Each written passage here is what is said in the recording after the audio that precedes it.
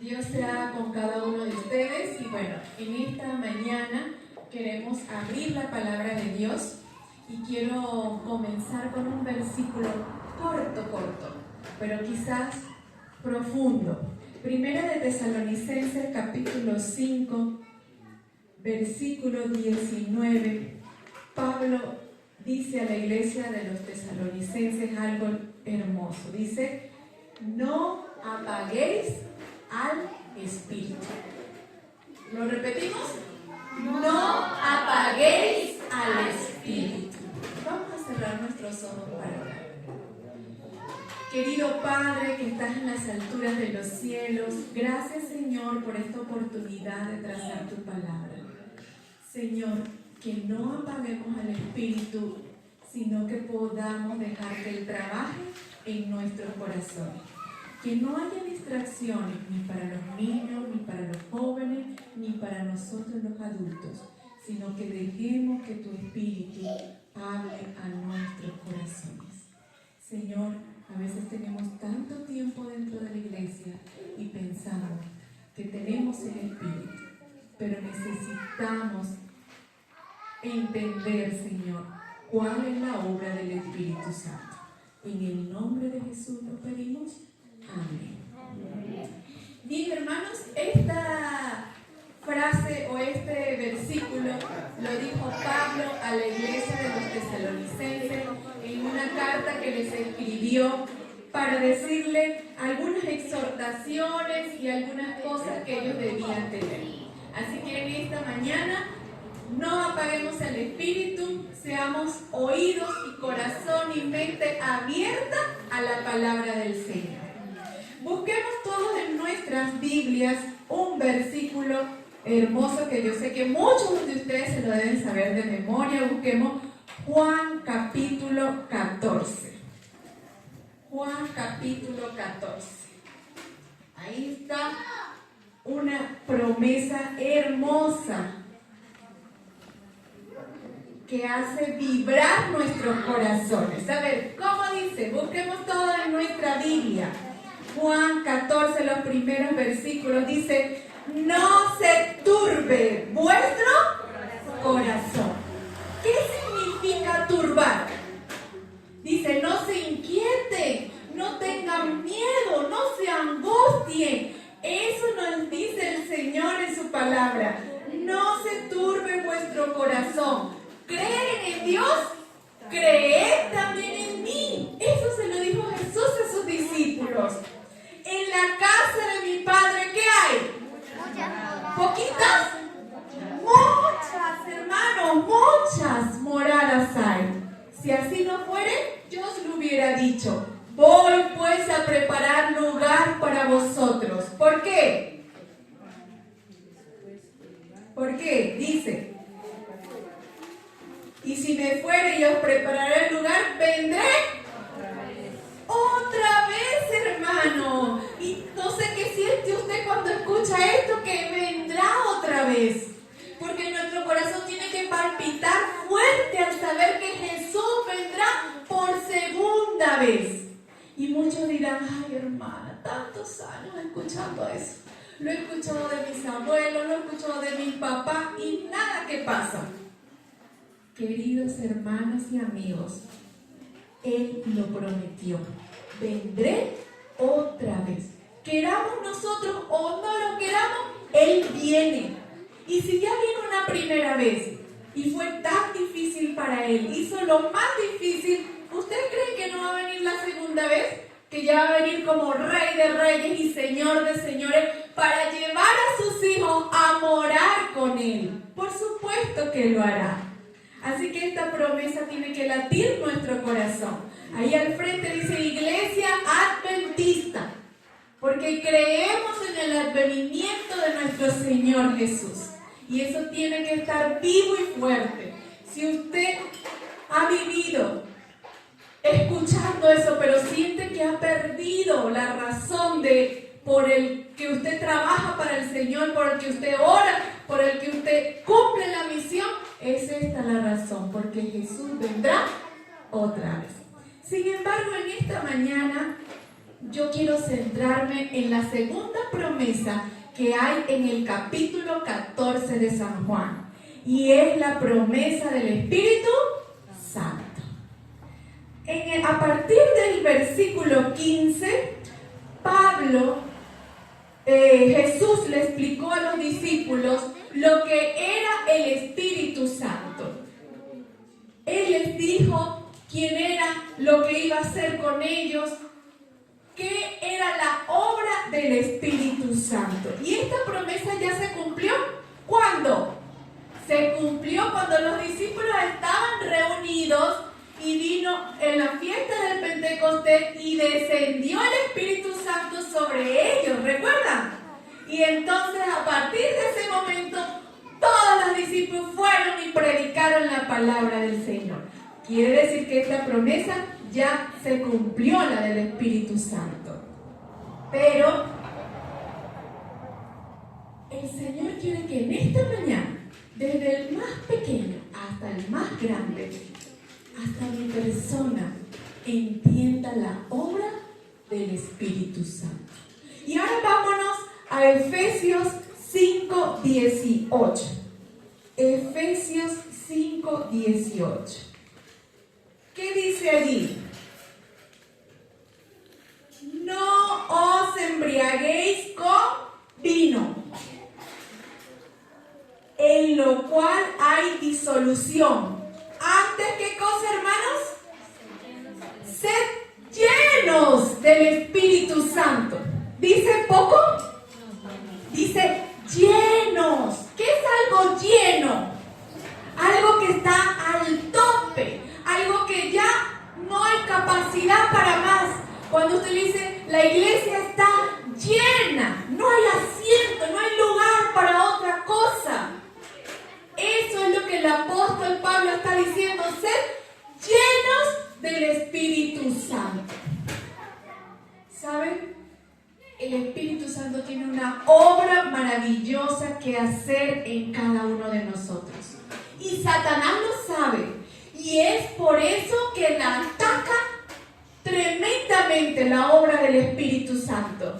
Y es por eso que muchas veces escuchamos que el Espíritu es una fuerza, que el Espíritu es una energía y muchas cosas que distorsionan la obra del Espíritu Santo.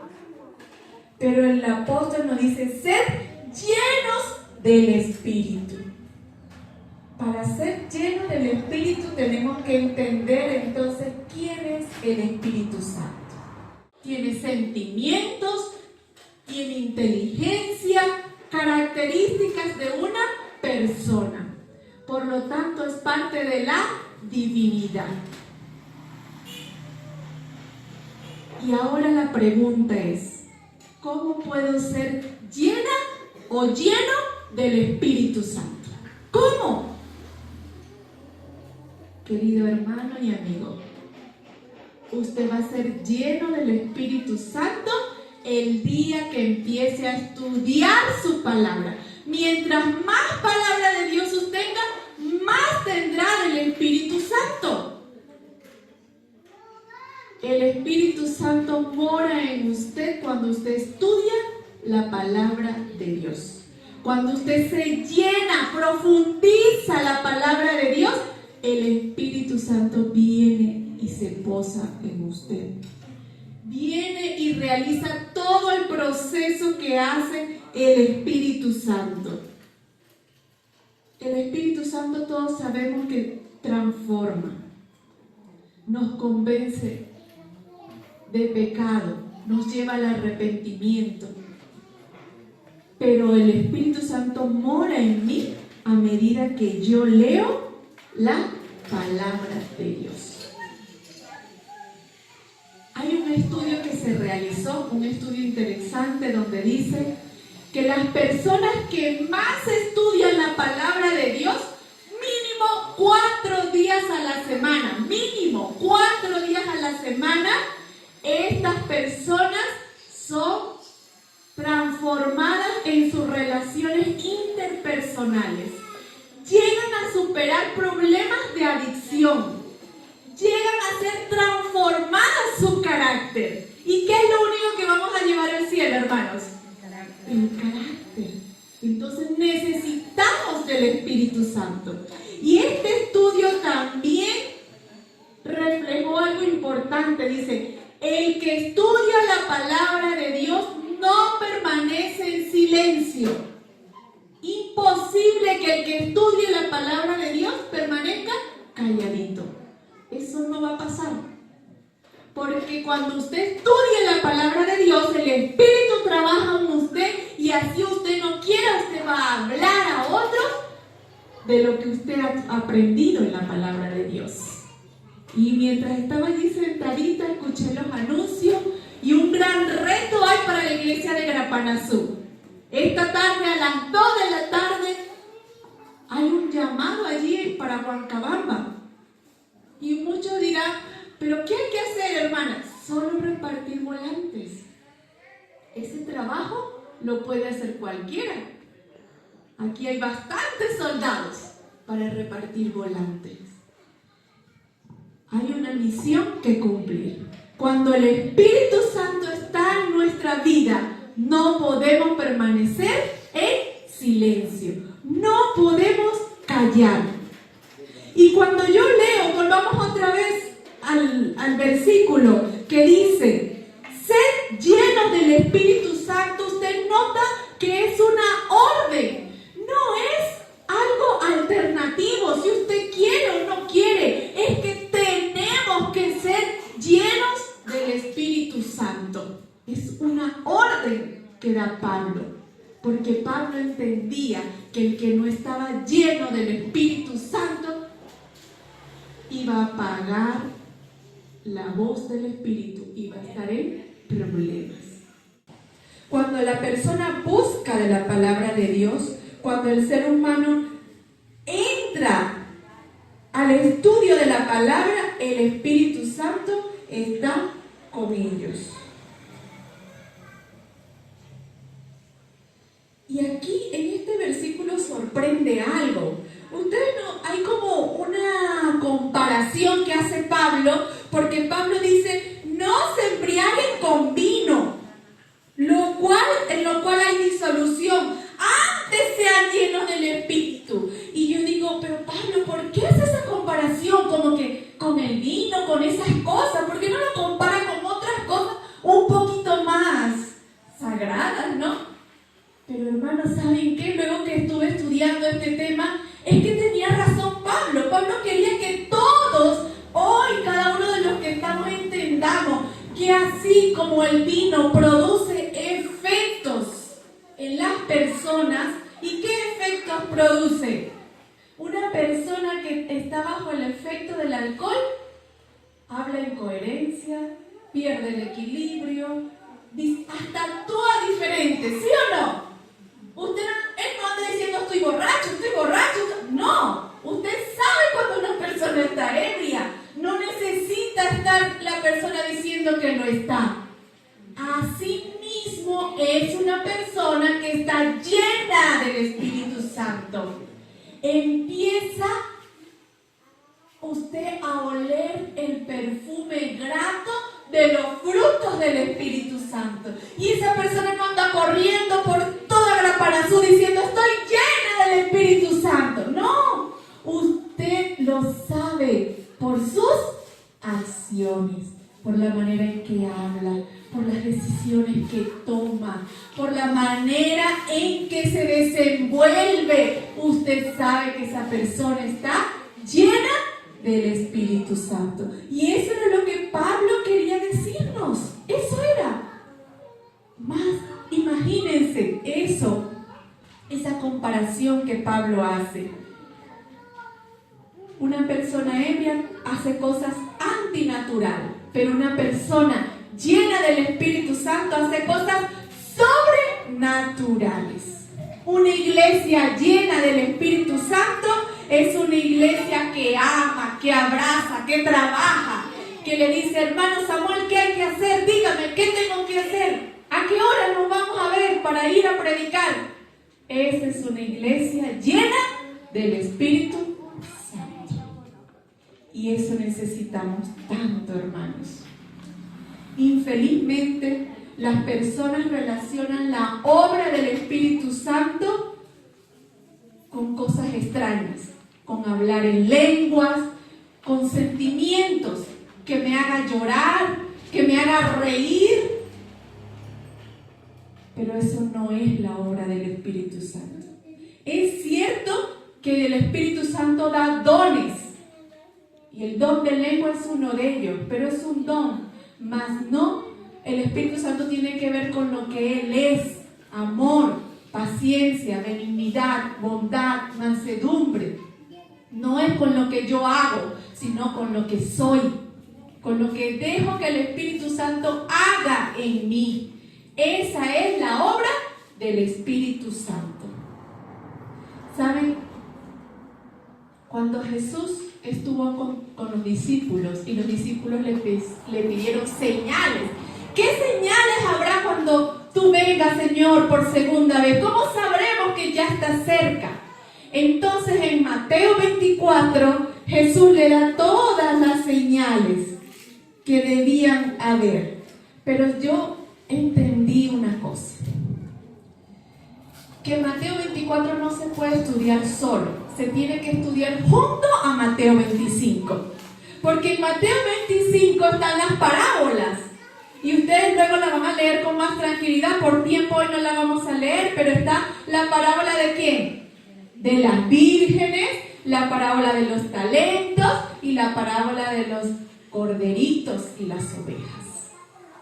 Ahí el Señor dice: mire, en el 24 le digo todas las señales que van a ver, pero en el 25 le digo cómo deben prepararse para cuando Jesús venga.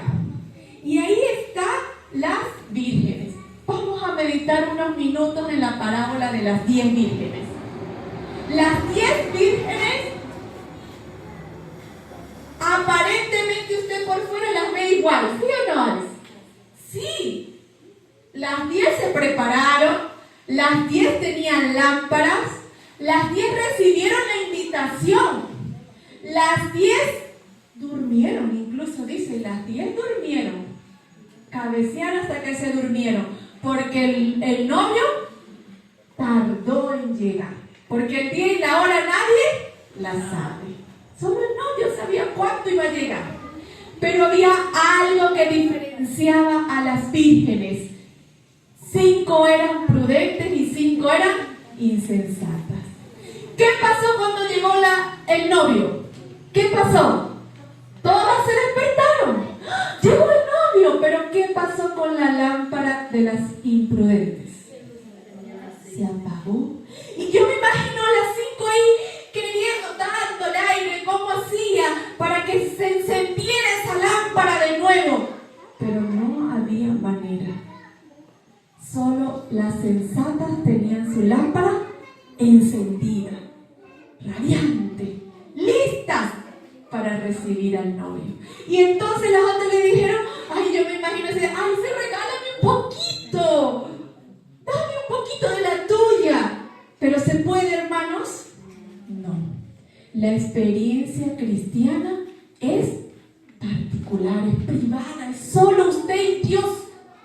Por eso, cuando Pablo dice: sed llenos del Espíritu Santo, estudia la palabra, más palabra, menos teléfono, menos película, menos serie, menos Netflix, más palabra, va a haber más Espíritu en nosotros, más Espíritu Santo. Y aunque sea larga la espera, porque el Señor tiene tanta misericordia por cada uno de nosotros, no pereceremos en la espera. nuestra lámpara estará encendida, porque haremos lo que dice la parábola, estaremos llenos del Espíritu Santo, estaremos usando nuestros dones que el Señor nos ha dado y estaremos sirviendo a los demás. Así usted tiene su lámpara encendida, aunque la espera sea larga. Y a mí me da tristeza con esa parábola, porque yo digo, tenía todo para entrar a las bodas del Cordero, pero su lámpara estaba casi llena. Hermanos, y ese es un problema de todos, que nos conformamos con estar casi llenos. Y pensamos, no, porque hemos venido el sábado, ya hicimos la escuela sabática, participamos, me toca ser del ministerio de la mujer, del ministerio del menor. No, yo estoy llena, súper llena del Espíritu Santo. Cuidado, hermanos, porque no son los años en la iglesia los que me dicen cómo está mi lámpara. Es mi relación con Dios lo que dice si estoy llena o medio vacía. ¿Cuántas horas paso estudiando la palabra del Señor? ¿Cuántas? Y saben, en ese conformismo es peligroso. Porque, ¿por qué no podemos estar llenos si pasamos todo el sábado en la iglesia? Hermanos, porque somos vasijas rotas. En la lección no estudiamos el pecado. Desde que Adán y Eva pecaron, ellos al principio eran a semejanza de Dios y estaban tan íntimos con Dios que nada los separaba. Pero desde el momento en que ellos pecaron, se separaron tanto de Dios que ¿qué hicieron? Se escondieron. Y cuando vino Dios y conversó con ellos la situación de lo que había pasado, ellos no tuvieron discernimiento, ni siquiera para arrepentirse. Adán no dijo, perdóname, Señor. Escuchen, no, ¿qué hizo? La culpó a ella. Y ella culpó a la serpiente. Y esa es nuestra condición, hermanos. Esa es. Es por eso que como somos vasijas rotas, no bastan solo lo que hacemos los sábados. Necesitamos un constante, diario estudio de la palabra para ser llenos del Espíritu Santo, para poder tener discernimiento de lo que tenemos que hacer y poder conducirnos por el camino correcto. Y yo quiero ahora hablar 5 cosas por las que es importante tener, por las que necesitamos el Espíritu Santo. Y la primera está en Mateo 5:14. Mateo 5:14 dice, Dios nos dice que nosotros somos la luz del mundo. En el santuario, para que las lámparas estuvieran encendidas, constantemente se le agregaba ¿qué cosa? Aceite, hermano. Así que nadie puede ser luz si no tiene el Espíritu Santo. Nadie. Eso de que seamos luz, si usted no tiene el Espíritu Santo, difícil que usted sea luz. Segunda cosa por la que necesitamos el Espíritu Santo, porque para ser consagrados necesitamos el Espíritu Santo. En 1 de Pedro 2:9 dice que nosotros somos reyes, sacerdotes, nación santa. Para poder ser santos, ustedes recuerdan en los tiempos antiguos cuando se consagraba un sacerdote, se consagraba un rey, ¿qué hacía? ¿Lo ungían con qué? Con aceite, hermanos. Por eso, para ser consagrados, necesitamos el Espíritu Santo. Primero, para ser luz. Segundo, para ser consagrados. Tercero, necesitamos sanidad. En Levíticos capítulo 14, versículo 17, está el procedimiento que se hacía cuando una persona sufría de lepra. La peor enfermedad que había en esos tiempos. Se les caía la piel, todo estaba podrido, hasta que moría la persona. Pero dice, primero, había un procedimiento. Con sangre el sacerdote debía untar el lóbulo de la oreja derecha, el untar el dedo pulgar de la mano derecha y el dedo pulgar del pie derecho. Interesante eso, ¿no? El oído, ¿por qué? Para escuchar la palabra de Dios. Las manos para el accionar y el pie para el andar. Esa persona, después que le untaban la sangre, luego le untaban el aceite y recién quedaba purificada. Nuestras heridas del pecado solo pueden ser purificadas por la sangre de Cristo y por el trabajo del Espíritu Santo. Es la única manera de que podamos ser sanados de la terrible enfermedad del pecado. Entonces, necesitamos el Espíritu Santo para hacer luz. Necesitamos el Espíritu Santo para ser consagrados. Y necesitamos el Espíritu Santo para tener sanidad del pecado. Y 4, necesitamos el Espíritu Santo. En Salmos 45, versículo 7 nos dice algo interesante. Salmos 45, 7. Dice: has amado la justicia y has aborrecido la maldad. Por tanto te ungió Dios, el Dios tuyo, con óleo, otros dicen con aceite, de alegría. Aquí quiere decir que cuando tenemos el Espíritu Santo somos alegres. ¿No es una de los frutos? El gozo. El gozo, hermanos. Usted necesita... El pecado lo hace que usted sea renegón, que usted sea malhumorado. Pero cuando usted tiene el Espíritu Santo, usted es dulce, usted es sonriente, usted es alegre. Y dígame, ¿quién no le gusta estar con una persona que es así? Atrae una persona así. Eso hace el Espíritu Santo. Por eso lo necesitamos. Lo necesitamos para hacer luz, para ser consagrados, para ser sanos, para ser alegres. Y por último, y no por eso el menos importante, creo que es el más importante, necesitamos el Espíritu Santo para cumplir la misión. ¿Saben? Cuando Jesús estaba por despedirse de los discípulos, les dijo: ustedes van a ir por el mundo, van a predicar el Evangelio, pero por favor no lo hagan antes que reciban el Espíritu Santo. Y le dijo: no salgan de Jerusalén, no den un paso fuera de la frontera hasta que reciban el Espíritu Santo. Porque pueden tener los millones de volantes que quieran, pueden tener el mejor método, pero sin el Espíritu Santo, la obra fracasa. Se necesita el Espíritu Santo. Y es por eso que me encanta una cita, haciendo referencia a la Iglesia Apostólica, que la hermana Elena de White dijo. Ella dijo lo siguiente: sin dinero, estos hombres derrotaron la influencia de los rabinos. Sin poder político ni social, fueron más fuertes que los del Sanedrín. No teniendo sacerdotes, desafiaron a los sacerdotes. Sin soldados, eran más poderosos que las legiones romanas. Y así consiguieron clavar la cruz sobre el escudo romano. Porque no era la capacidad, sino el Espíritu Santo.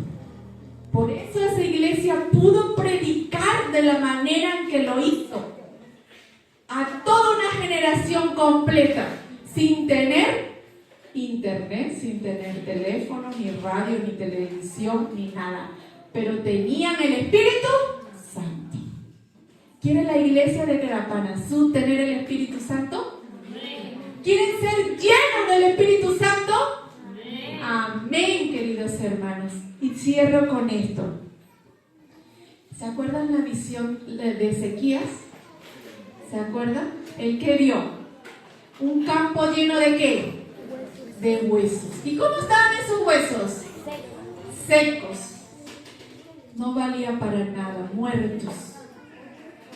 Y Dios le pregunta a Ezequías: ¿crees que estos huesos pueden vivir? ¿Y qué le dijo a Ezequías? No lo sé, Señor, tú lo sabes. Pero Ezequías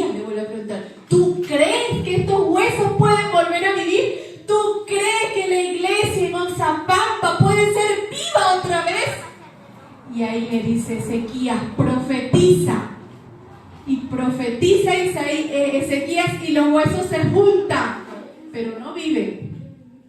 Es cuando viene el Espíritu de Dios, que esos huesos tienen vida. Otra vez se junta el tejido, el torrente sanguíneo vuelve otra vez a circular y vuelve a ser viva esa persona. La palabra y el Espíritu. Hermanos, en esta mañana el Señor nos está diciendo, hay una iglesia así. Y a veces decimos, pero ¿qué pasa con la iglesia? Está dormida, está tibia. Preguntémonos nosotros, ¿qué pasa conmigo? ¿Será que mi vacía está casi llena? Necesitamos de la palabra de Dios y del Espíritu. Hermano, se le puede olvidar todo lo que dije, pero no olvide que para que usted esté vivo espiritualmente, necesita de la palabra de Dios y del Espíritu. Dios los bendiga. Dios los ayude en esta hermosa obra que tienen ahora, un gran reto. Pero recuerden, si la Iglesia Apostólica lo pudo hacer, sin los medios que ahora tenemos, ¿cómo no lo podemos hacer nosotros? Si igual tenemos a disposición el Espíritu Santo. Porque el Señor dice, pide y se os dará. ¿Usted cree que usted pide el Espíritu Santo y el Señor le va a decir, no te voy a dar? Yo creo que usted no ha terminado de orar cuando ya el Espíritu Santo viene sobre usted. Dios nos bendiga.